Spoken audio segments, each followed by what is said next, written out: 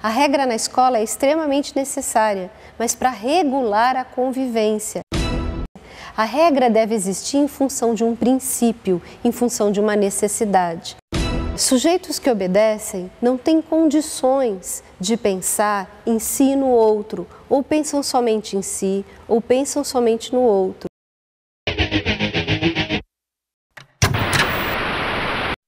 Pode estudar, pode ler, obedecer a professora.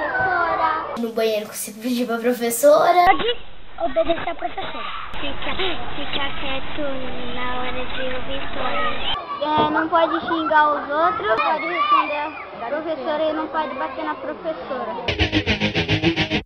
É sobre tudo isso que fala a coleção Pode ou Não Pode, sobre como é que a gente constrói regras de convivência na escola, sobre a importância das regras que nós, de fato, gastamos tempo, que elas sejam, de fato, regras morais e não regras que falem sobre coisas fúteis ou coisas que não é preciso pensar.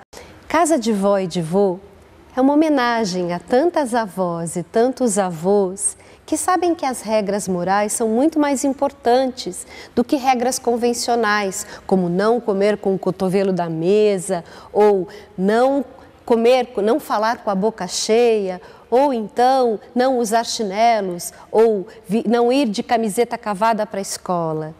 Casa de Vó e de Vô ensina a gente a pensar que respeito, de que solidariedade, de que misericórdia é muito mais importante do que tudo isso. No livro As 5 Saias, são 5 meninas que têm o mesmo propósito, quer dizer, uma delas não. Uma delas se nega a usar saia e as outras lá vão com a regra convencional. 5 Saias ensina a gente a pensar quando de fato a convenção social precisa ser quebrada, porque há algo em jogo que é muito maior do que qualquer convenção, a dignidade do ser humano.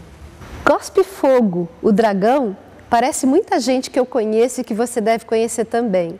São pessoas que não falam, são pessoas que cospem fogo, ou seja, que na verdade não sabem falar com as pessoas sem expressar seus sentimentos e sem deixar de magoar as outras pessoas.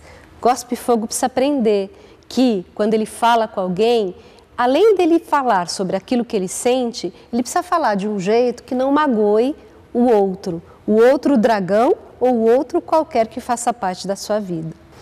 O livro Doideira de Galo à Toa, na verdade, fala da burocracia de muitos adultos que não sabem, de fato, se regular a partir de um princípio, de uma necessidade.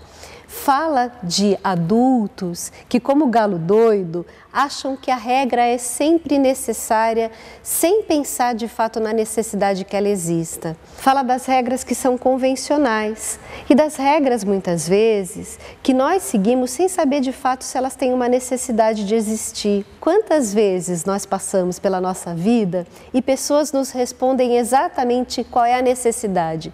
A necessidade é seguir a regra. Seguir a regra ou seguir o princípio? É sobre isso que fala o Galo Doido. O meu desejo e o desejo de todos aqueles que eu represento, do grupo de estudos e pesquisa do qual eu faço parte e do qual todas essas ideias desses livros partiram, de tantas pesquisas que têm sido realizadas em educação, é que esses livros possam trazer ao professor e às crianças uma reflexão sobre a sua convivência, sobre como de fato tornar a escola um lugar em que a convivência seja pacífica e que os valores morais sejam de fato os mais importantes a serem procurados.